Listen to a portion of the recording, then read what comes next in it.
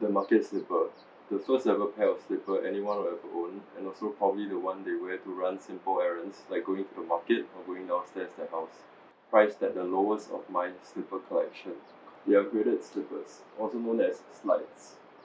These are the second pairs of slippers I ever owned and are apparently more stylish, but they are a huge upgrade in comfort. The fashion slippers, also known as mules or slip-ons. These are the shoes that many fashion magazines like Hypebeast tout as the summer shoe of the year and shoes that you should wear instead of Crocs and everything else. These are also priced on the second tier, which can go for 150 and even lower if there's a sale. Mules for fashion. These are mules that are slightly more fashionable and more different than something you'd see on healthcare providers. You can see these mules on a lot of fit pics and on fashion influencers. They also go well with a majority of outfits. These are priced on the highest tier because they can go for anything above $250 to $300 depending on the type you buy. Hiking slippers. These slippers are usually worn outdoors or for trekking due to its comfort and ventilation. These are priced at the highest tier but are still slightly cheaper than the previous one. They range from 180 to 250. Almost every single brand is trying to make their own sandal or mules. You have the classic like Crocs, and then collaborating with streetwear brands like Pleasures, and even designers like Salihi Burberry. And then you even have high fashion brands like Balenciaga making their own track mules. So with a lot of different mules in the market, how do you choose something that is right for you? If you're someone like me that doesn't really like Crocs or has trypophobia, let me recommend you some mules in my collection. So this is the Puma Ader Era collaboration sandals. These sandals are perfect if you prefer something a little bit more open toe and more ventilated. So I've tried before a few sandals from Nike and Adidas, and I quite like the Adidas Cloud Foam EVA ones, but they are a bit too soft and really absorb a lot of moisture. So if you're like me and you have sweaty feet and don't wear socks with these kinds of sandals, the Adidas or Nike ones aren't that great because it makes your feet feel a little bit gross after wearing them. But for these Ader era Pumas, they find the right balance between cushioning and rubber. So after prolonged periods of wearing these sandals, I don't really find myself sweating as much, and the padding on the uppers are really comfortable and just quite different from any other brands. And if you push apart the front flap, it reveals the little details, which is quite classic of Ader era. Now, I got these sandals 3 to 4 years ago on clearance, so they probably cost me about $30 to $40 only, and I'm not too sure if they are still in production.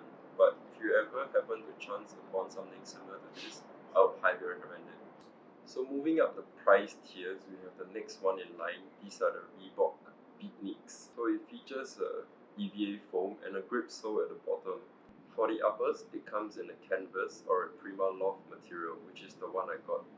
Apparently the Primaloft keeps you warm in winter countries, but for me in a tropical country like Singapore, I do wear socks with Beatniks almost all the time, so it doesn't really matter. But when I do wear them bare feet, I can really feel the difference on the heat retention of the Primaloft material. So if you're not one to wear socks with Beatniks, I suggest you just get the canvas material instead of this one. So on the comfort level, these are actually one of the best and softest mules I've ever worn for a silhouette like this. Furthermore, the Beatniks come in a variety of different colors to suit your palette. The one I bought was actually white and cream to begin with, but I threw them in dye and now it has a nice maroony vintage dirty dye look to it, and I quite enjoy it. So do look out for sales because these retail for $149, but I got these for $60 on Ant Clothing. This is definitely a bang for your buck and I highly recommend it. So next up we have the Birkenstock Boston. If you're on any social media of any kind, you've definitely seen this on fit pics or even outfits by influencers. These mules have been really popular since the last year, and I can really see why due to its simple, sleek design, and with a color like this, it really goes well with a lot of different outfits. So the one I got is in a khaki and suede material, and I quite like this color as compared to the rest, as I was looking for something a bit more on the lighter shade. After wearing these mules for a while, I had some spare fabric lying around and I decided to make some rings for the belt loop. So as for the comfort level, I personally do not find these comfortable at all. even for short walks. I know Birkenstock is pretty popular for their cork sole, but I really don't like it because it just feels like I'm walking on cardboard. These are very easy to style and may even add flair to any outfit you're wearing. But personally, I do not find the price point justified because of the comfort and everything.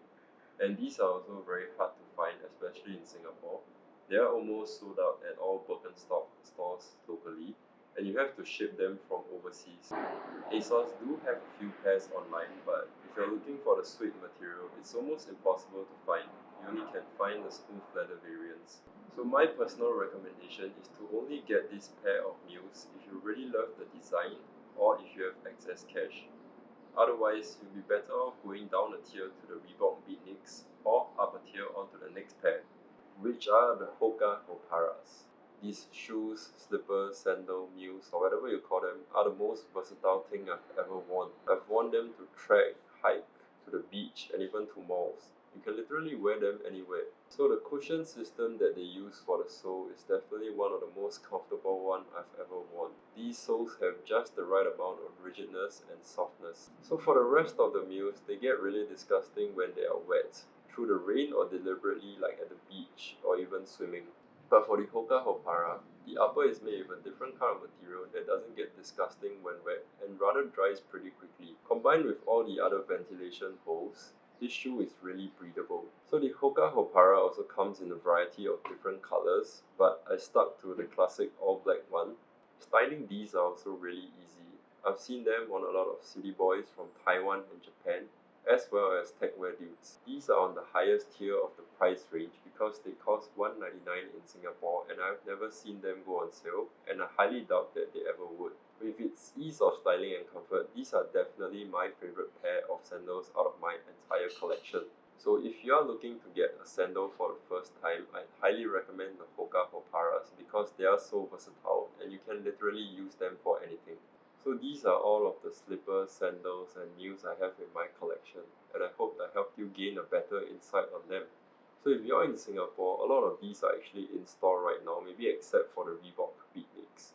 Highly recommend going down to the store and trying them out because fashion is highly subjective. What I like may not be what you like. So thank you all for watching this video. Please subscribe to my channel for more content and see you in the next one.